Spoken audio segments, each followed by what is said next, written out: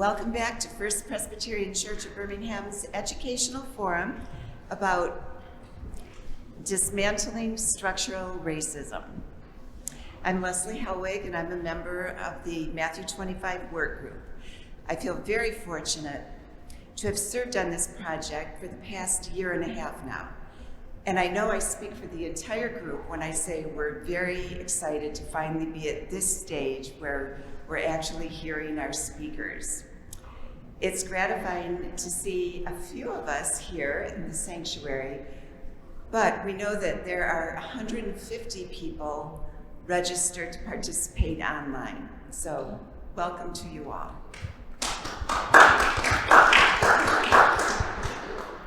Everybody's Church committed to join others in the denomination and become a Matthew 25 church.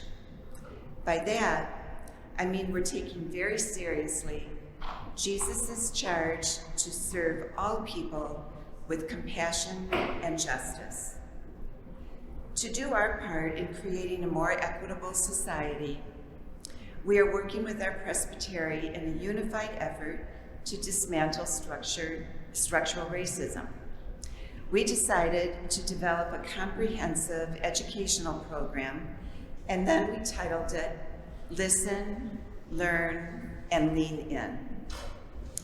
This is the listen portion of the series. Our first event was held in September when we heard Dr. Tricia Rose, a PhD from Brown University. She described how the various components of structural racism fit together as cogs that power our society. This series addresses the cogs of education, environmental justice, and that especially as it affects health, criminal justice, housing, and wealth. Last month, we heard the superintendent of Birmingham Public Schools, Dr. Embecca Roberson, address the effect that structural racism has on children in our educational system. Tonight, we have two people here who are devoting their careers to fighting for the environment and for environmental justice.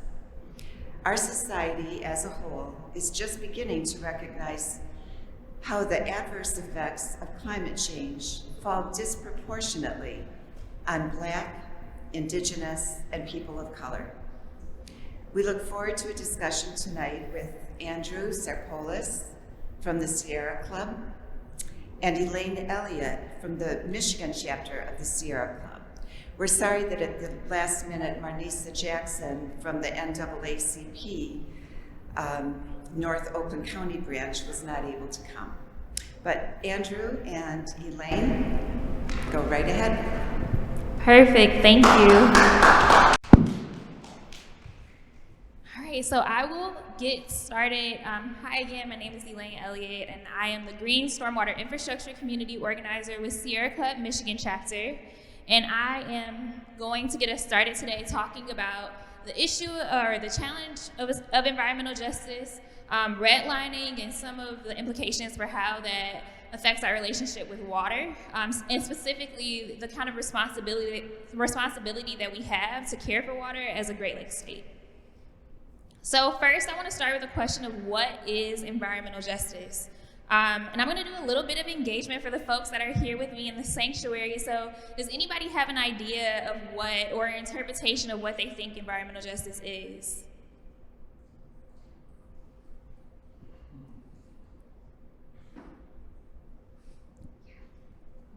That the adverse effects of industry do not fall on one community or on one particular group of individuals, people. Perfect. So I'm going to repeat that for the folks who are on Zoom. We had one audience member who believes it's the idea that the environmental impacts of industry do not fall on one particular group of people or group. So the EPA's definition for environmental justice is the fair treatment and meaningful involvement of all people, regardless of race, color, national origin, or income, with respect to the development, implementation, and enforcement of environmental laws, regulations, and policies. So as a government agency, of course, their definition is focused a lot on what is in control of the law and what standards government can set to make sure that there's equity in terms of the environment and the way people experience the quality of life. And so we're going to talk a little bit about how environmental justice came to the forefront of government discussion and some of the grassroots efforts that kind of got us to this definition that we have today. So one of the first environmental movement actions is Memphis workers' sanitation strike is considered one of the first environmental actions. And so this was led by Reverend Dr. Martin Luther King Jr., and it took place in 1968. And workers in Memphis were really upset with the quality of their work experience. They felt that the working conditions were unsafe. They felt the labor that they were required to do was unfair, and they were concerned about their ability to live healthily while executing their jobs. So when you think about workplace safety standards that we have today, like OSHA, those are the kinds of things that they were fighting for as a part of this strike. So when you think about environmental justice, folks are fighting for a lot of different things, and one of those is the ability to make money without having to sacrifice their health in exchange for a paycheck that allows them to care for their families.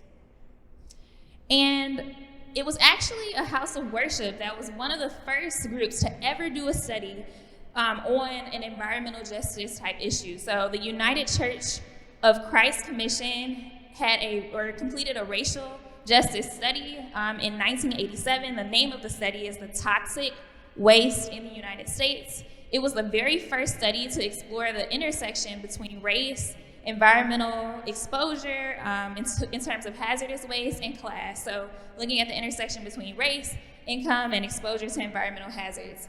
And the major takeaway from this study was that regardless of other things that they considered, race was the #1 determining factor for exposure to environmental hazards. So keep that in mind. We're going to talk about a more recent study a little later. And as people are realizing their issues with their work conditions, they're concerned about the communities that they live in, and they have the results of this study that is showing that race is a huge issue in terms of the quality of life people experience. They came together to create the first National People of Color Environmental Leadership Summit, which took place in 1991. So 2021 is actually the 30-year anniversary of that conversation. And I think it's important to note that the church, the United Church of Christ, that issued the initial study was a major sponsor for this event. So they were able to kind of keep in touch. And one of the largest, I would say, documents that came out of this conference was the 17 Principles of Environmental Justice that have since been used as a framework for grassroots organizations to really engage with and consider all the factors that are included in environmental justice. And so I wanted to pull out one number 3, that I think is particularly important for houses of worship. Environmental justice mandates the right to ethical, balanced, and responsible use of land and renewable resources in the interest of a sustainable planet for humans and other living things. So thinking about this, like, what is your responsibility according to your faith to care for the earth and to make sure that it remains protected for generations to come? So when we want to talk about, like, how do we get communities that are ravished by environmental justice issues, how do we end up at the point where you have entire communities who are suffering from higher rates of asthma, like zip code 48217 in Detroit, or are disproportionately impacted by cancer rates that are related to their exposure to toxins and air pollution over time? And one reason for that is a historical practice called redlining, which was back in the New Deal era. There were government-issued mortgages, and as a part of that, the government graded certain communities based on how risky it was to lend in those particular areas. So A, you have the safest communities, you can lend there, no problem. B, you have riskier communities to lend in. C, like, your lending ability is okay, but D is your worst lending ability. It's very risky to issue a mortgage in those communities. And those communities happen to be poor communities of color. And so this is a map of redlining in Detroit in the section, I have a pointer. I was about to go over it. This section up here is the Pontiac area. So just to give you an idea, all of this is Detroit, Wayne County, and then up here we're in Oakland County. And so I'm gonna show you a series of maps that kind of show what the impact. So I'll also provide a little more context. This area right here is Detroit, zip code 48217. It is home. Has anybody been to like River Rouge, Ecorse area where the Marathon refinery? Okay. So there's a section of Detroit that is right by that refinery. And so as you can see, that whole area is red. And often when these mortgages were issued, the places where Black folks at that time could get approved mortgages was in these little red areas. And I saw when I was coming in the hallway that you all have a copy of The Color of Law, and I was told that folks can check that out if they're interested in reading it. That is a really good book that talks in detail about redlining, what it did to communities, and how it kind of impacts the way neighborhoods look today. So this is a map that shows energy burden versus historical redlining. Do I have any folks in the crowd that are familiar with the term energy burden? Okay, so energy burden is the idea that you should not pay more than a certain percentage of your median household income to like utility fees or to your energy fees, right?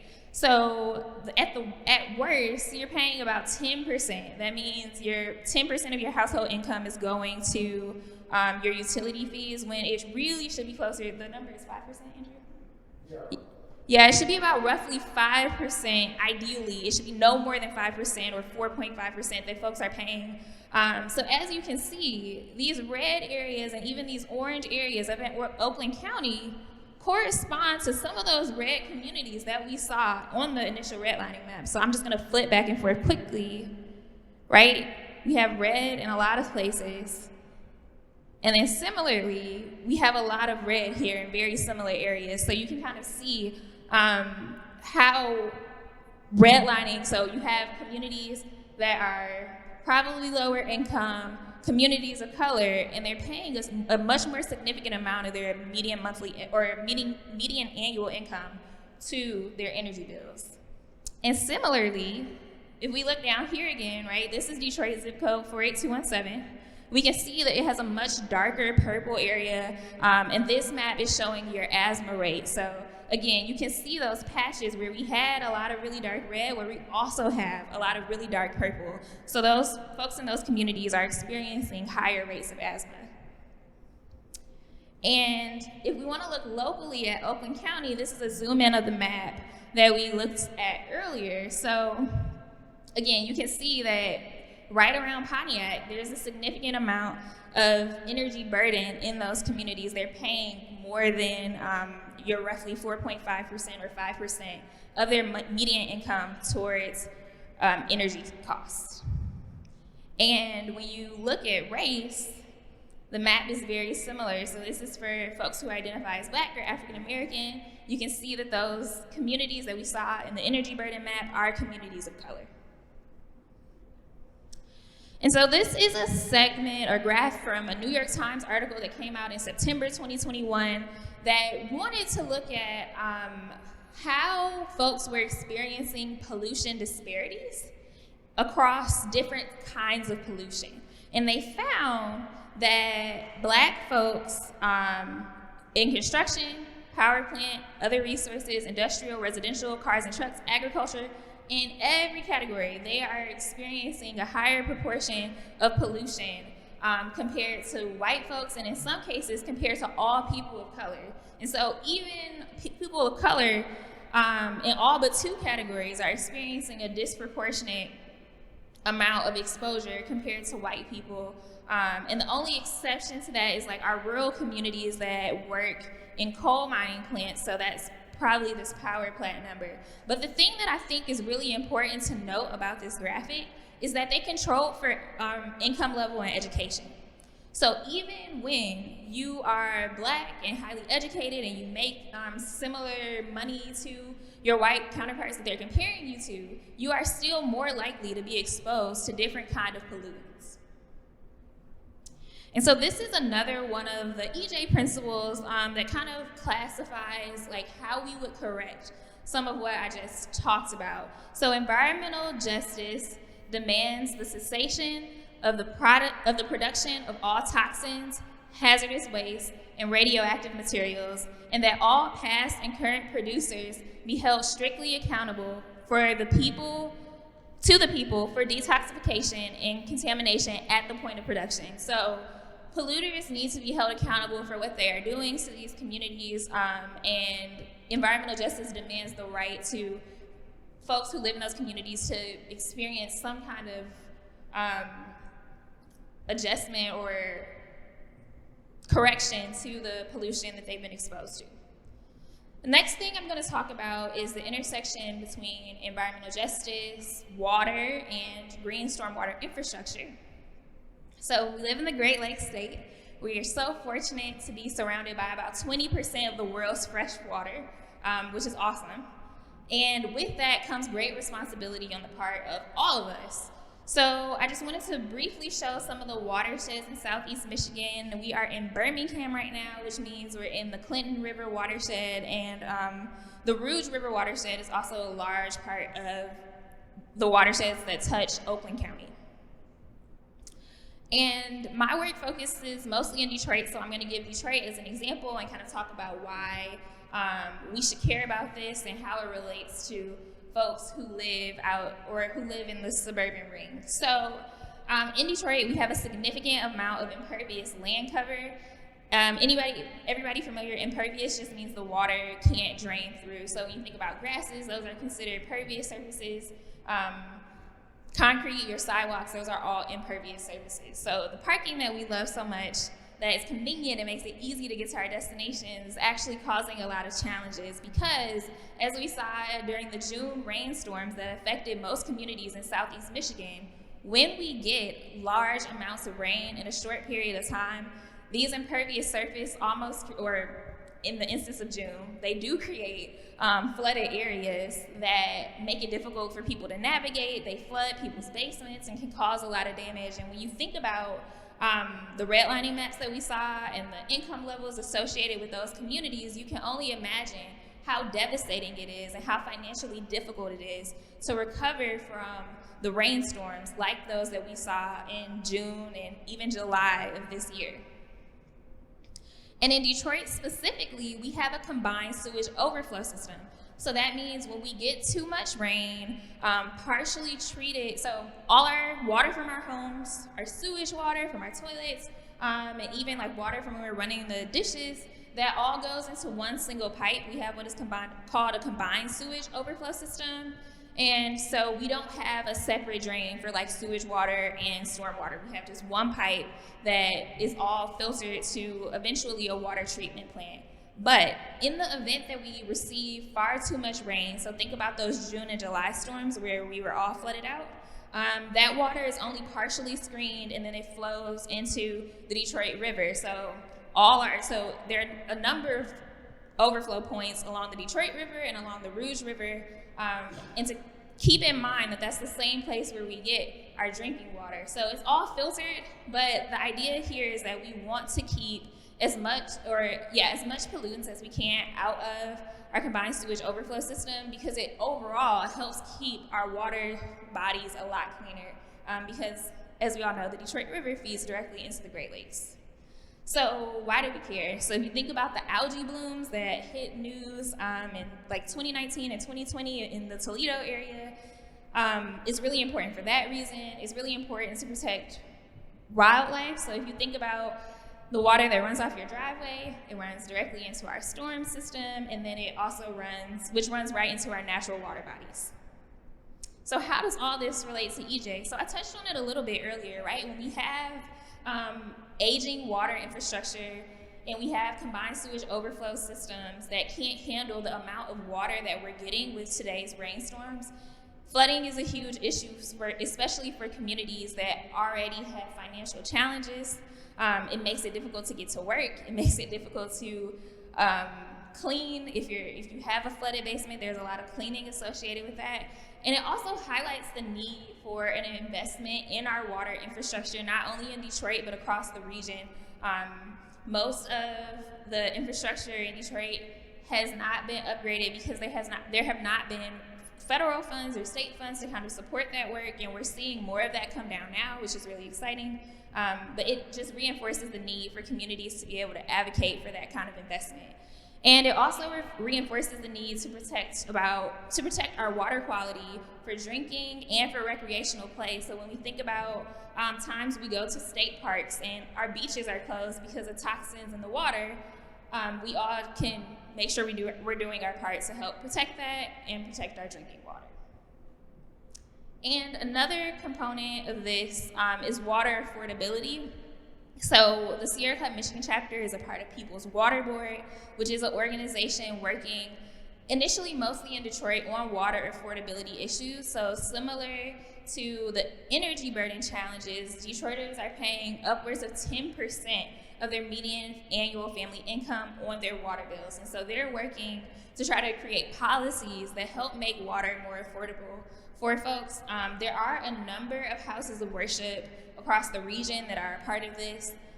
During the COVID crisis or the ongoing COVID crisis, People's Water Board did a lot of initial work to say, hey, folks who do not have access to water in their homes need access to water in their homes, which helps bring forth the water shut-off moratorium. And they also did some work in Oakland County when they got word in the past couple of months as those moratoriums started to lift that folks were beginning to experience water shutoffs in Oakland County again, and they did work to help connect those people to resources and advocate on their behalf. So I will acknowledge that I did not touch on the Flint water crisis, which is obviously a huge part of environmental justice and water. And there's a similar crisis going on right now in Benton Harbor, but for the sake of time, I assume that most people are familiar with those, so I did not include them in the presentation. But with that, I will pass it to Andrew. Great. Andrew, if I could interrupt you or delay your start 1 second. I forgot to ask you that if you have questions and you're in the sanctuary, write them down on the little 3x5 index cards that were handed out. If you're watching from home on your computer, laptop, phone, whatever, use the chat function on Zoom and submit questions there. So if there's anything you want them to address, please ask. Thank you. Awesome. Everyone can hear me okay? Good, good. Well, thank you to the church for having me, and thank you for giving space to this really important topic. I do want to say just something really quickly about myself to give you a background on where some of the data and information I'm going to show you comes from. So I work at the Sierra Club for the Beyond Coal campaign. I've been there for about 8.5, almost 9 years now.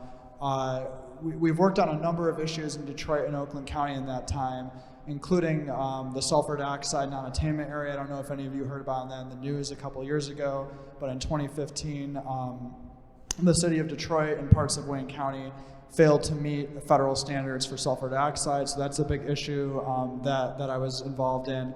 And then before I was at Sierra Club, I was an intern in State Rep Rashida Tlaib's office, and it was the pet coke at that time was the issue that we worked on. And so if you ever went to her office, it was actually kind of ironic. The piles were like right there. They cast a shadow over the office. So it was really quite a fight to do that. And then more recently as well, I've been a climate justice co-chair for the Northern Oakland County branch of the NAACP. So that's where some of the Oakland County specific data is coming from as our campaigns there as well. But what I'm going to do is try and bring home, some of these big overarching principles that we've been talking about. There's this concept of environmental injustice, right? And we've talked a little bit, we've gotten into Detroit a little bit with some of the data about redlining, but I want to go into the effects. What does that mean for people on the ground? What is happening?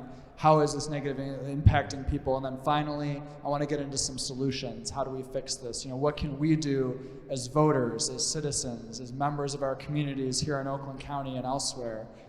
So I'll end on that note. I want to start by just sort of trying to organize this presentation into some general categories. I think it's an imperfect organization in a way, but there's 3 general buckets that I want to discuss today, and it's not an exhaustive list because I think there's many different intersections in environmental justice, and I'll talk actually a little bit more later about how the environment is just one of many stressors that people in environmental justice communities are experiencing. I'm sure the folks in this church have gotten into that a little bit with the other presentations that they've been hearing from. But these are 3 general buckets we can sort of put things into.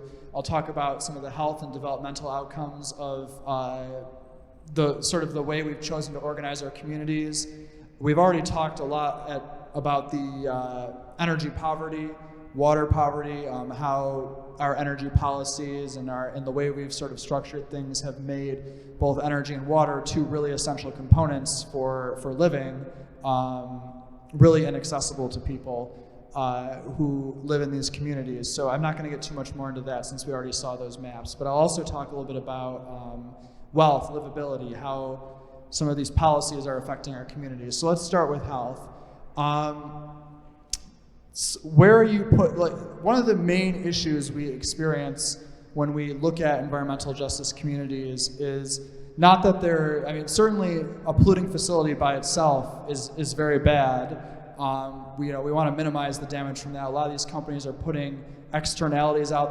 They're affecting people's health near their facilities. They're not paying for the cost of a lot of the damage they create. But one of the really pernicious things about environmental justice zones is not that there's one facility necessarily, but rather that there's a multiplicity of facilities in a specific area and different types of infrastructure as well that people are using that layer on top of each other, that expose people to much greater levels of pollution than they would experience with just one particular facility.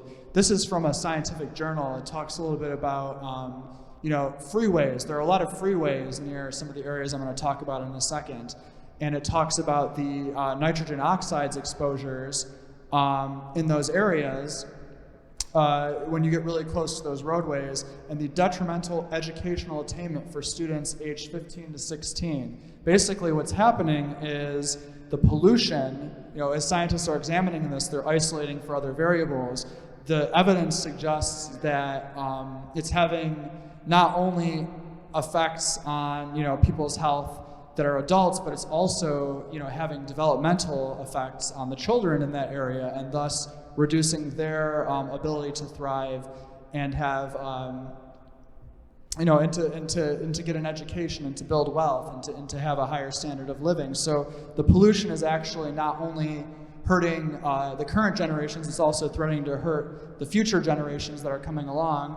This is another graph that kind of takes, that first one kind of proved the link, if you will, and then what we have here is this is actually a measurement of a different type of pollutant along roadways, and this is particulate matter. So you can see what I'm demonstrating here in this graph sort of is that the proximity to facilities to pollution really has a detrimental impact. These people that are living right next to the roads, look at these extremely high levels of particulate matter, 2.5.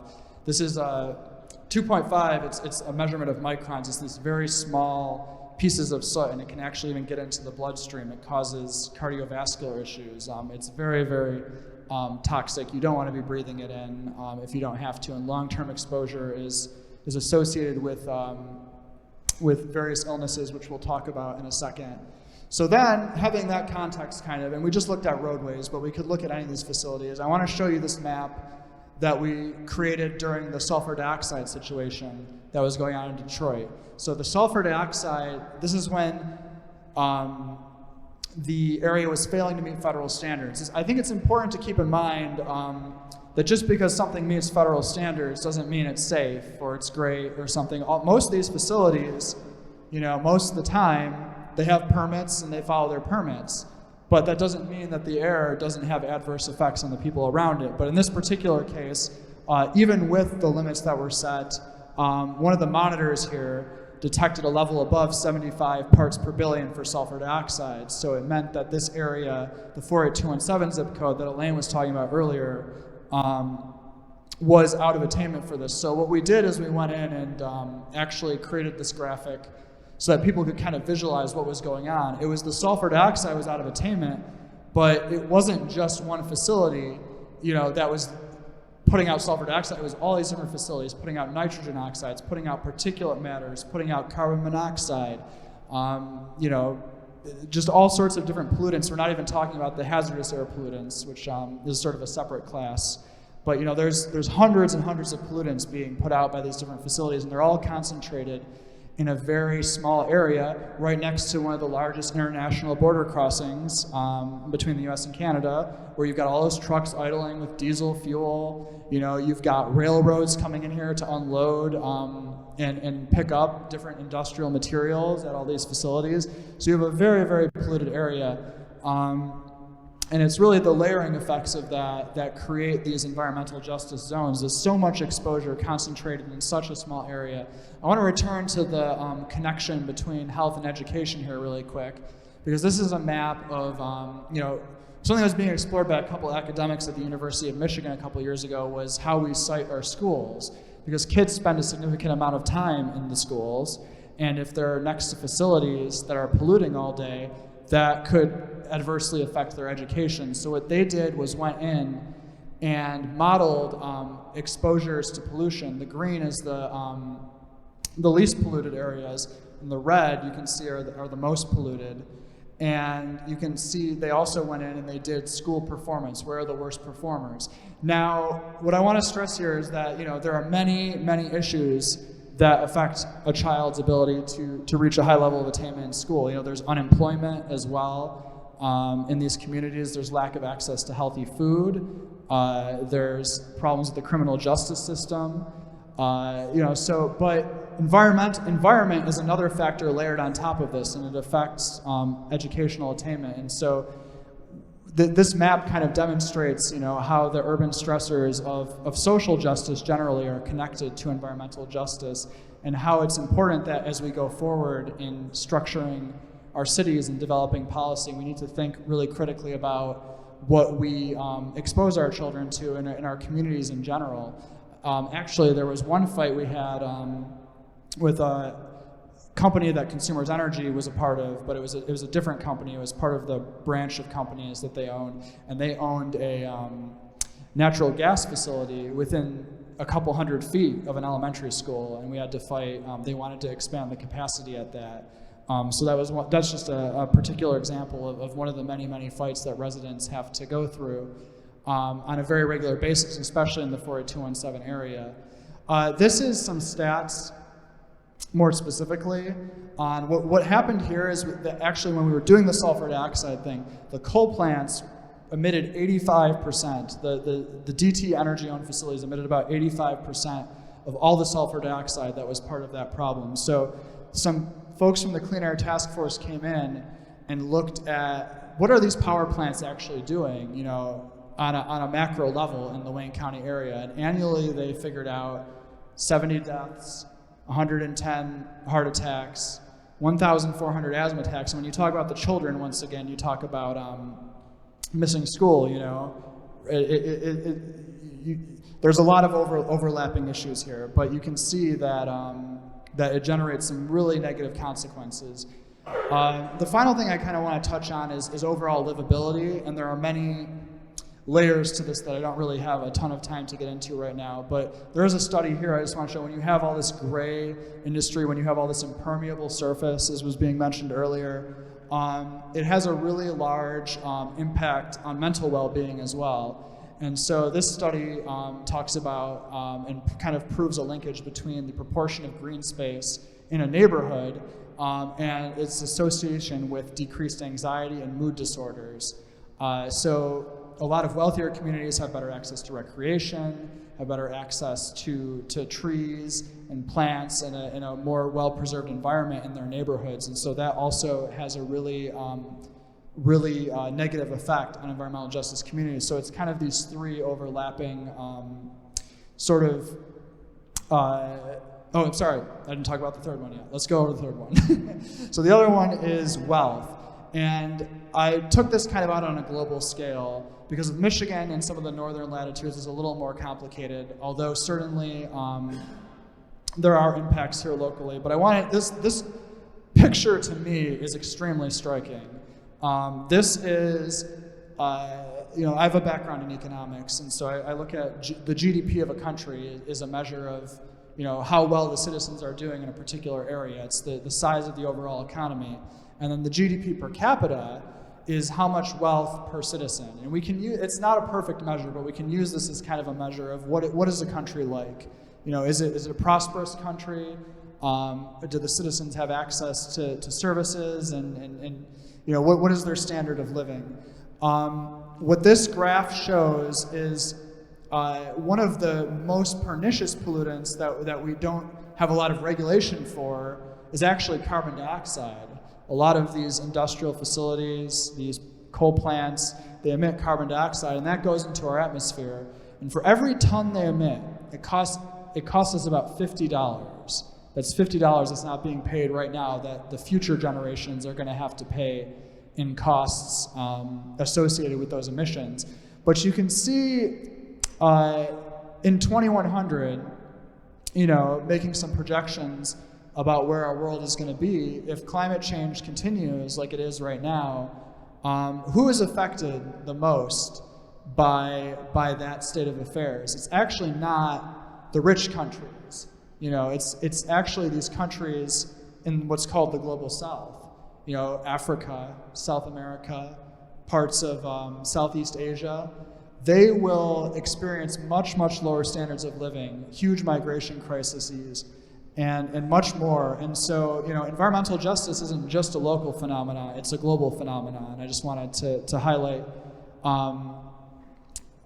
that fact. And the southern U.S. as well, by the way, is in for some very rough future if we continue down the path that we're going.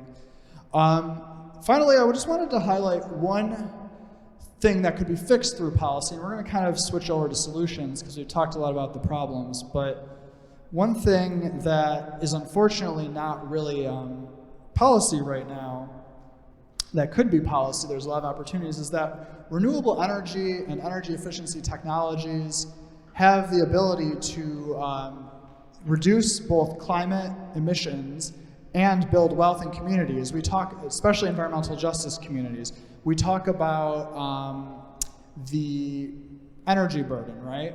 Here in the Pontiac area, we're seeing some census tracts that got about 7% energy burden. There's an elevated energy burden. They're spending more of their income than they should be on heating their homes, cooking, doing whatever they've got to do around the house.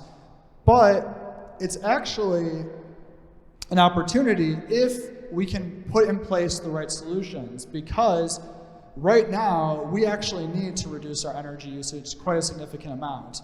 And we can install things on people's houses, better insulation, better windows, solar panels, if we're talking about renewable energy, that can not only solve some of our climate solutions, but also build wealth in the same communities. We can say the same thing about, electric vehicles, public transit. These are ways, one of the biggest barriers actually in this region, and in general, to people having access to social mobility is their ability to get to a job. There are so many jobs here in the Oakland County area in certain communities, and they can't fill these posts. But meanwhile, we have people that can't get an access to a job in their local communities. There's no opportunities. Public transit, there's been tons of studies done on this, has a huge impact on social mobility. So that's an environmental technology, but it's also an equity building technology. And it's something that we need to invest in a lot more. So we're going to talk about that in our How Do We Fix Things section. And I just want to stress here one more thing. I'm going to talk a lot about local action. And that's because federal action and state action have some complications, I feel. I think it's very easy for us to to say we need to fix at the national level, and we do, don't get me wrong. Like, we need national sweeping legislation on climate, we need national sweeping legislation on environmental justice. We need to fix these problems. But our Congress operates on such a thin margin in terms of, having the votes to do a lot of this legislation. And it's the same at the State House. I mean, the State House has been controlled by people that don't want to have anything to do with climate bills or equity, or anything for a generation, almost as long as I've been an adult. So I think we need to push at those levels, but those levels get a lot of attention. I go, and I'm no different. I go to DC, I go to the state capitol, I rally and everything, but the local governments can do a lot, and in some places they are, and we're going to talk about that. And it's really, sometimes these cities have meetings, and one person will show up, or two people will show up, and it's really a shame because then they think nobody cares about sustainability. But the thing is, people actually do care about sustainability. They do care about environmental justice. They're not aware of the opportunities. Nobody's organizing. Nobody's doing anything. So I want to talk about that a little bit. Just here for some local context on how we can have an impact. Well, we're getting a big check from the federal government, right? To start, there was the American Rescue Plan legislation that passed at the beginning of 2020, and Oakland County alone is getting $243 million, just a bucket of money basically, to spend on large projects that benefit the county. How much is that? Well, the county's 2021 budget is $908 million. So, it's basically roughly a third more, or so, of money that they didn't have that they can use on any projects. That's an opportunity to invest in our communities and create a vision for what we want to see. Build Back Better, I'm hearing, is finally they have the bipartisan infrastructure bill that already passed. You guys may have heard about Joe Biden signing that. There's another one that they're trying to get passed right now. It's got more money for a lot of this stuff in it. If that passes, I think it will be very, very good for this. It certainly won't be the end-all be-all, but that could bring billions more to our communities. So we should really be thinking big about the money and what we can do. Just to show you an example of local action, Ann Arbor's always been ahead of most communities. I think we can agree on that when it comes to green stuff. But that being said, Ann Arbor last year, this is just a case of local action, decided to intervene in DTE's voluntary green pricing docket, which goes to a body called the Public Service Commission, right? It's a body that regulates all of our utilities. We have monopoly utilities here, so the deal is they get to be a monopoly, but they have to be regulated by this body. And the city of Ann Arbor decided our sustainability goals are a little more aggressive, maybe than things are going. And so they did what was called an intervention in this case that was before the commission. It wasn't even that hard. A couple staff people, they wrote up a brief, they made testimony, they did all the bureaucratic procedures. And they won cheaper pricing for clean energy. They won 400 megawatt solar project and 400 megawatts for other customers, new opportunities for community solar gardens, and 3 low-income solar pilot projects in Detroit, Highland Park, and River Rouge. I don't know why I have Detroit in there twice, but that's a really big win. Solar, like I said, it builds wealth. They're very expensive panels up front, but when you get them, you don't have an energy bill anymore, right? You're generating your own energy a lot of the year. Depends exactly on how you set it up, but over time they pay for themselves. If we can give folks in environmental justice communities access to the power of the investments of these new technologies, we can start to build wealth while cleaning up these communities, getting rid of that coal plant that has to emit all that sulfur dioxide right in that neighborhood, and replacing it with solar, a tool that's also building wealth directly in those neighborhoods. So I think I'm going to pass it back to Elaine to talk about House of Worship really quick, and we'll wrap up. So how can you get involved as a house of worship as a whole? I'm going to give an example of work that I do in Detroit with a program called Rain Gardens to the Rescue. We host it in partnership with Friends of the Rouge, which is a watershed nonprofit group that works on conserving the Rouge River watershed, and it's supported by the Herb Family Foundation.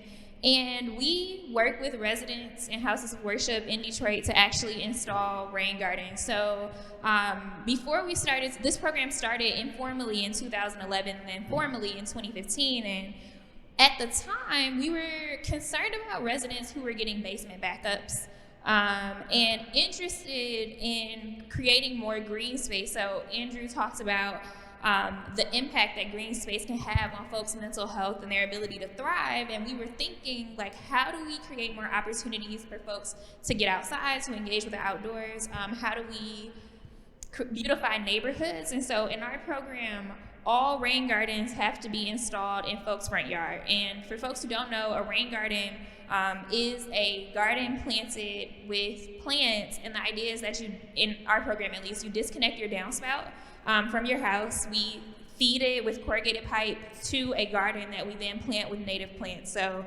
typically your grasses, your lawn has roots that are about 3 to 4 inches deep. When you plant native plants, so plants that are native to the landscape of Michigan, those plants have roots that go anywhere from 4 to 6 feet deep. And the deeper your roots are, the better water infiltrates, the better you're able to manage water on site. And when you connect a downspout to that garden, instead of that water flowing over your grass and into the sewer system, you're capturing that water on site. And gardens are designed to drain within like 2 inches over 48 hours max, so that you aren't breeding mosquitoes.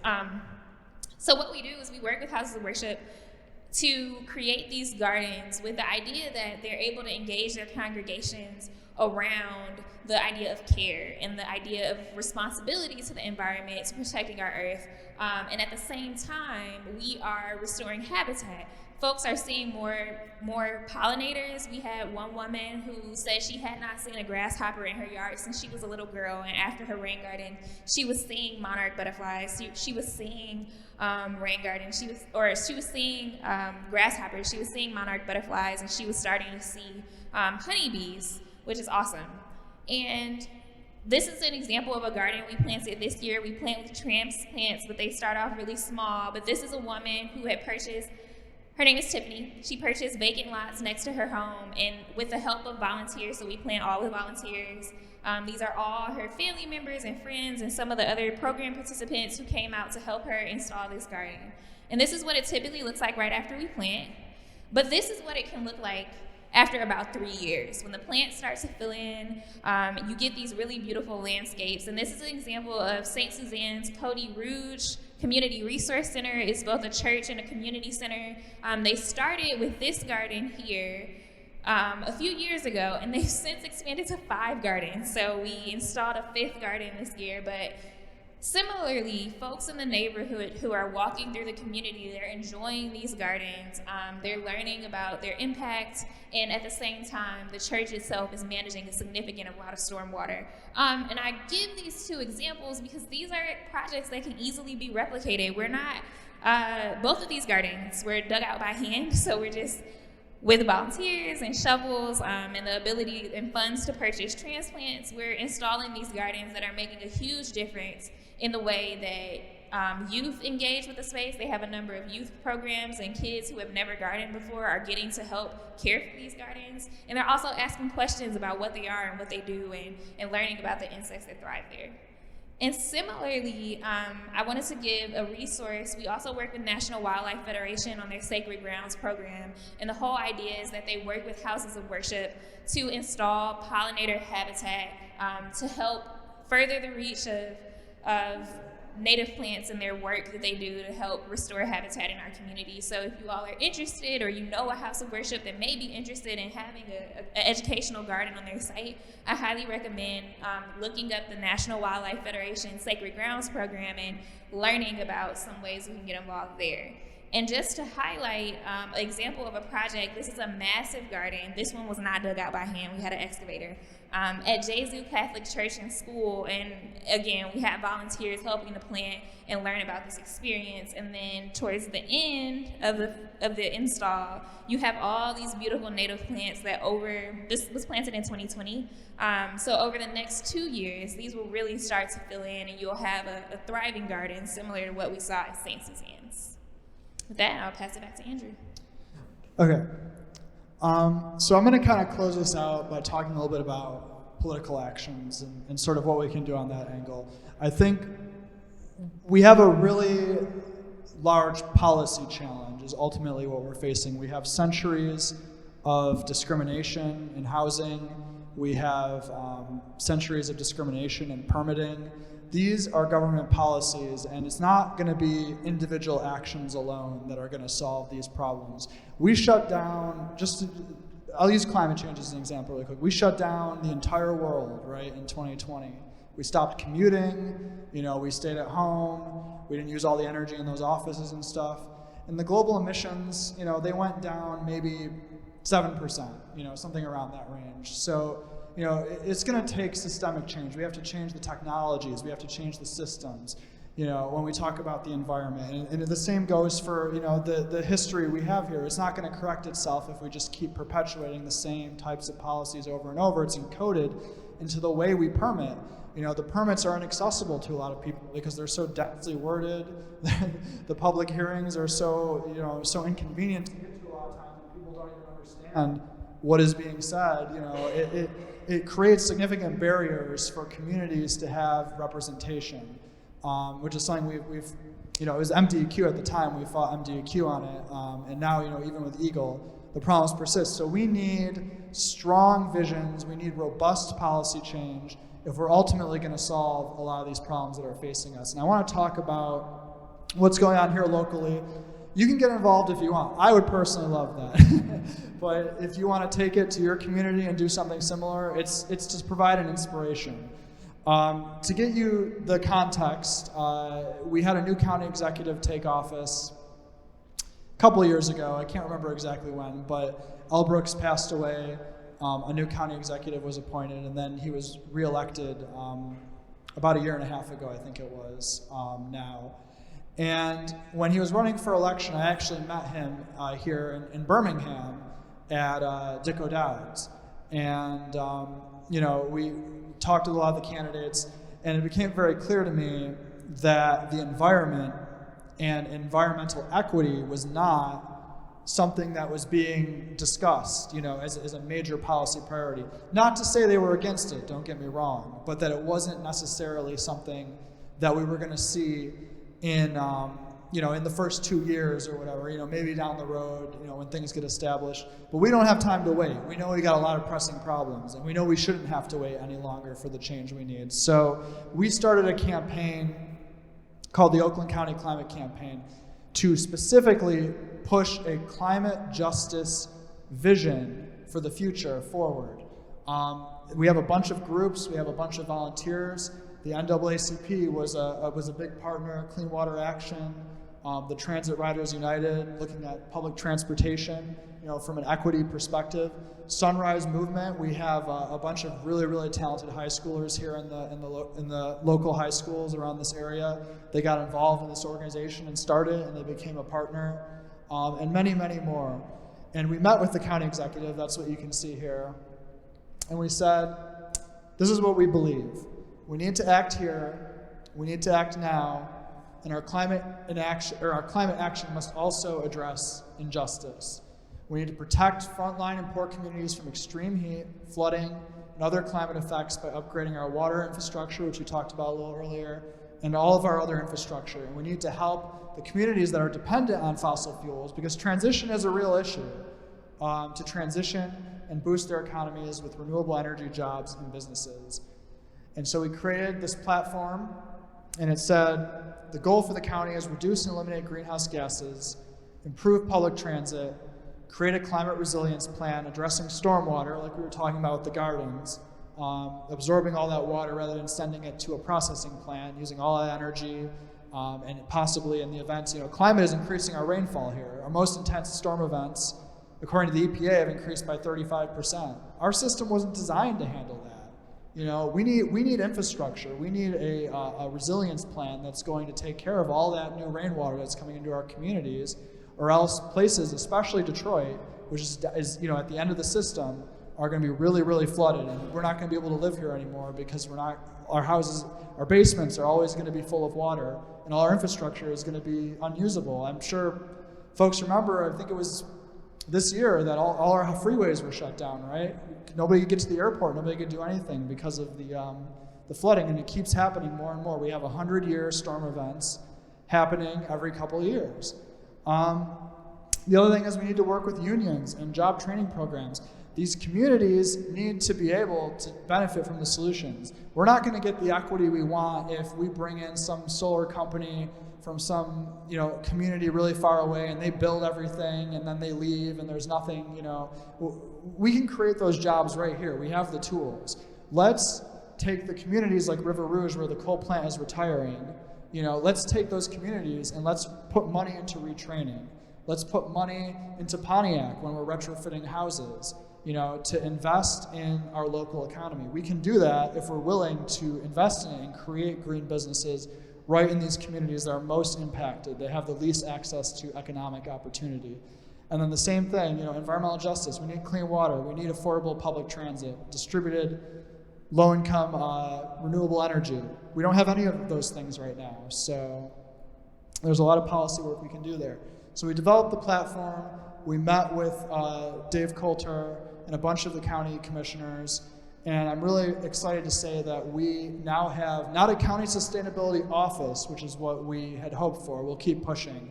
But we have a county sustainability person, one of the best paid, most well-resourced county sustainability people in the entire state of Michigan that I know of. So that was all citizen input. And we got a pledge from Dave Coulter that the county campus is going to be net zero by 2030, and we are going to transition the entire economy away from carbon emissions by 2050. We have interim goals set up, and we're going to keep pushing them because we think, those maps were actually developed, those redlining maps you saw earlier in the beginning of the presentation were developed because we wanted to show that the solutions to reducing energy waste run straight through environmental justice communities. We need to be thinking about them, and that's where we want to have county programs investing in low-income energy efficiency, building wealth in the communities that need it most. Native plants too. We were looking at those gardens earlier. The county saw what we were doing, and they said, we're going to plant. We're going to give away native plant kits. We want to spread this around the entire county. And they've done 2 programs now. They sold out both times. They had people lined up during the pandemic in their cars, just waiting to pick up these kits through COVID-safe protocols. Hopefully we can do a little environmentally friendlier next time. But the demand was huge, and we had hundreds of people do that. So they're expanding. We'll have even more of that, and that was all citizen effort. So if you want to do something simple, email and call your county folks. Email and call your city folks. Your city can do a lot, and usually they're not doing enough. I live in Royal Oak. We're just starting to grasp what is possible right now. We're doing our own climate action plan. But ask for these things. We can have them in our communities if folks are hearing from their constituents that it's necessary. If you want to learn more about us specifically, turnoaklandcountygreen.com. We'd love to have you involved, but once again, it would be great to have a movement in every city in Oakland County. So with that being said, I will leave the rest of the time open for Q&A.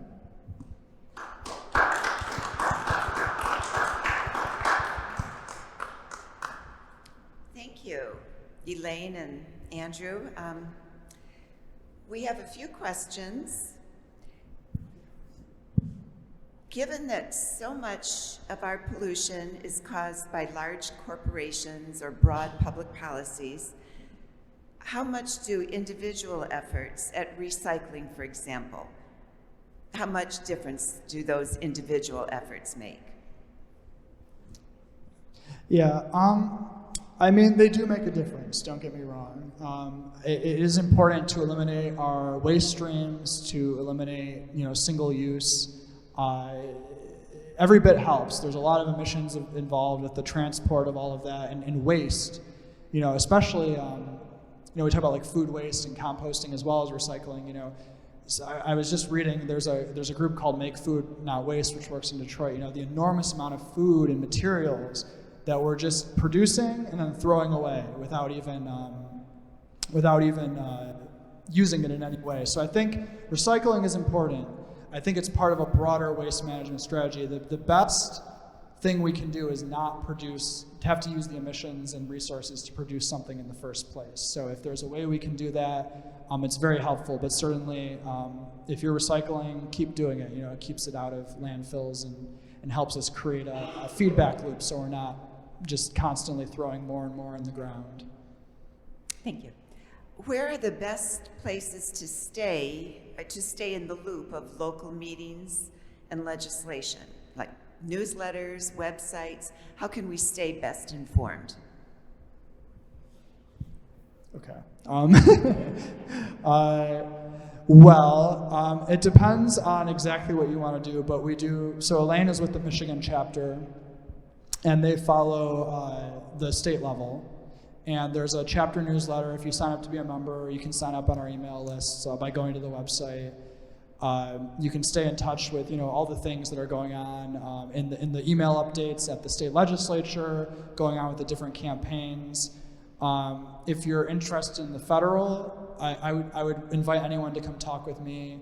I can hook you up with our federal organizer, Sarah Tressler, but we have people and organizations that specifically produce newsletters and content aimed at sort of like the Build Back Better and what's going on there.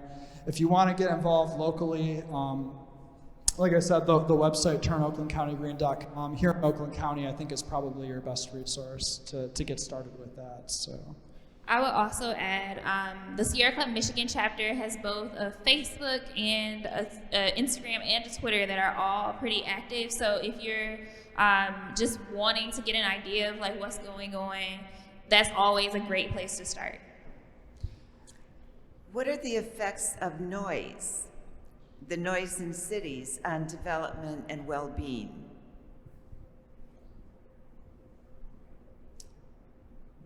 I don't know. Probably not good. That is a great question. I mean, in terms of wildlife, it has real impacts on like animals and like what we see. Light pollution is another big thing to just be mindful of, and habitat fragmentation too in that same like line of thought. So planting natives isn't a solution to noise disturbance, but it is a solution to kind of help rebuild some of that native habitat that's important for our wildlife. Okay. Is health service quality affected by redlining, similar to what we saw with education quality? Yeah, so we're having like some conversations right now. For example, in 48217, River Rouge and E-Course at Tri-City area, we're trying to figure out how many health clinics exist. Right now, we know there are no federally funded health clinics in those communities. And if you recall the maps that Andrew showed, that's where you have Marathon, what was the DTE plant there, but a number of other major polluters that are causing folks to have these significant complications with asthma and other respiratory diseases. So I would say there is a push and a need for those communities to have better, more local access to quality health care so they can get the care they need to treat the many illnesses that they're dealing with. It appears that Benton Harbor does not have clean water and has a heavy amount of lead in the water. But what can we do? And we is underlined 3 times. What can we do about Benton Harbor and all the water in Michigan? Yeah, well, I mean, you can certainly push state-level policymakers and federal-level policymakers to fund lead line replacement. I think that's a really big issue. Michigan has made a very, because of our unfortunate recent history, has made a very strong commitment to basically transition lead lines out over, I think it's like a 20-year time period or something in that frame. But it needs funding, and additional funding would accelerate the pace that we can replace those service lines. So, I think there's some of that is in some of this federal legislation that's coming out now as money to communities. So certainly, if you over here in Oakland County could have an impact by making sure that we're distributing funding to accelerate those programs, because oftentimes that's one of the biggest limitations. And a lot of this infrastructure stuff is how do we pay for it, right? Like it's usually done in this gradual phasing so that it's not such a huge budgetary impact. But if it's a priority, we have to communicate it. Otherwise, the policymakers, they have a million directions they're being pulled in. Here locally, just to give a little more context on the water, Royal Oak Township and, not Royal Oak City, if anyone's not familiar, but Royal Oak Township and Pontiac are the two areas of highest concern in terms of replacing the lead lines. First off, older communities, especially Pontiac, have a lot of service lines. And when we talk about water affordability, once again, communities that are not as well resourced as the surrounding communities. The Oakland County Water Resource Commissioner, who is a friend of mine, Jim Nash, he is working very heavily on trying to get grants, trying to get funding to not place the burden of this lead line replacement on these communities. Because we talk about the shutoffs, if you have to put it on the bills and raise the water, well, the water's clean, but then you can't get it, right? That's not a situation we want to be in. So I would say locally, at the county level and in the city level, we want to make sure that we're finding the money to not have to raise rates, but still be able to replace a lot of that infrastructure as fast as possible. Just a couple more. What are the effects of deforestation or just lack of trees in urban areas? What are the effects of those on health? Yeah, so when you don't have trees or shade cover and you have high levels of concrete sidewalk, you have what is called the urban heat island effect, which means that the sun is radiating off of concrete and making it feel much hotter than it actually is. And when you have that challenge combined with old housing stock where maybe folks don't have access to air, as we think about aging populations and young children, that can have real repercussions. You might see folks who maybe have heat stroke or other heat-related ailments because of the housing stock that they live in. So I would say it's a huge issue. Trees are also in the same vein along like green space and what that does to your mental health. Trees have a very similar impact, and areas with higher amounts of trees are tied to higher property values. So when we think about the overall impact of environmental justice, if you live in a community where you don't have as many trees, your property is valued lower compared to those who have more trees in their community. And typically, there was one study that says like when people plant more trees, like when you do a community tree planting, they tend to plant in areas that already have trees and not the areas that need more trees. So being intentional, like when it's time to plant trees, it's not enough to just plant them, but it's important to be intentional about where you plant them so that you're providing additional benefit to those communities. Two more. Are there programs to help with access to veggies and fruit through community and individual gardens? Yeah, so I know some about Detroit specifically. In Detroit, there's a program, or there's an organization called Keep Growing Detroit, and they have a program called the Garden Resource Program that connects families and also community-sized gardens with all the seeds, transplants, and often the supplies that they need to actually plant gardens, which has been a really awesome resource for folks who are just getting into gardening. I think the individual garden is something like $15 per year. I've participated in that program for the past couple of years. I've grown things that I've never eaten before, so it's definitely been a lot of fun, and you see a lot of families like at those pickups, so kids are getting involved, and it's really been a teaching moment. Yeah, I'm not too familiar with it here in Oakland County specifically. I've seen a couple community gardens in Huntington Woods. I know they're doing one in Royal Oak. There's one in Ferndale. In terms of equity in Oakland County, I don't know if they're doing any of that stuff. It's mostly happening on the municipal level that I've seen it. But what I do know is that there are some food waste policies that could also address some of the access to food, to creating food equity, I guess you would say, because a lot of the food just gets thrown out because the manufacturers or distributors or whoever it is that has it is afraid of the liability, and we waste a ton of food, and there are ways that we could do things at the county and state level and at the city levels to change the laws that would allow a greater transfer. And some of the food isn't even bad, or it's not past its expiration date. It might look ugly, and then the farmers can't sell. There's lots of issues in the supply chain that waste food, but when we address food waste, that can actually help with some of this stuff, because it can get some of this fresh produce to where it needs to be. It can get some of this food that would otherwise get thrown out and be totally wasted to communities. So I think at a policy level we should look at that as well as the gardening, because we're actually producing massive amounts of food that we're not using and just then throwing it out again. So last question. What can our church do, or our community, to help focus those who are experiencing environmental injustice, particularly in Pontiac? Who would we contact to see if they want our help? Well, specifically in Pontiac, there's a couple people. I haven't talked to them directly, but there's a couple nonprofits like Oakland Forward that do programming and look at some of these issues. There's a whole new city council in Pontiac almost. They got new mayor, a whole new town basically. And Mikkel Goodman was endorsed by Sierra Club during the election. And I know he's really interested in these issues. So, I've reached out to him a couple times. If you're interested, you may want to reach out to him too and just ask, what can I do? He's connected to a lot of the nonprofits that I was talking about. So I'd say that's one way to get involved.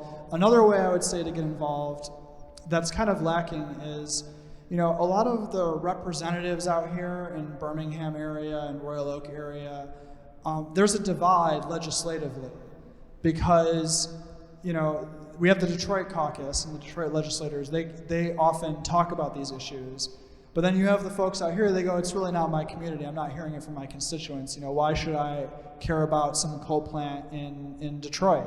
Why should I care about some coal plant or some in St. Clair County? Why should I care about some petroleum refinery, in 48217? So I think if you do go to lobby days, or if you do speak with your legislator, if you do know your officials, tell them, I live here, but I care about us as a region. I want to see this voted on. I care about low-income energy efficiency. These are things that do not get brought up out in this area a lot. And so the legislators just assume it's not an issue for my constituents. I shouldn't focus on it. Maybe they'll vote for it if it comes up for a vote, but they don't push it. So I think we need to be a lot more vocal about, it's a collective problem. We use the energy in Detroit. We use the petroleum that we produce in Detroit. We use the products that are manufactured in Detroit. We're one region, right? Our pollution, we're putting it somewhere else, but it is generated by our consumption, and it is a collective problem. So we need to say to our legislators, this isn't about our little district, this is about solving the whole thing. And so I think when we start to push that way, we can solve a lot more of these problems. Thank you, Andrew and Elaine. We'll have to stop with that, but I would like to remind everybody that our Learn Toolkit is online for you to dive deeper into books, videos, and other media related to environmental justice. Please go to our website and select from those comprehensive resources. In addition, out here in the hallway, we have a table with books on it that are there for you to sign out. So Elaine said that the book there that she really recommends, The Color of Law. So there's a good plug for that one. But they're there for you to sign out and then return eventually. We have our third Lean In event 2 weeks from tonight, December 2nd, 7 o'clock, online only. And at that, we'll discuss how our current environmental policies play into structural racism. We hope to continue tonight's momentum in a small group setting and perhaps come up with some specific actions we can take to affect change. Our next Listen event will focus on criminal justice. This will be especially interesting since the presenter, Katie Blair, is a lifelong member of Everybody's Church and the daughter of two much-loved members, Roger and Joanne Blair. Katie is an attorney who works for the Capital Habeas Unit as a federal public defender in the Northern District of Florida. That date is January 13th. Thank you for participating tonight. We hope you'll come back for our next event, and we hope you'll be fired up to continue listening, learning, and leaning in throughout the new year. Good night.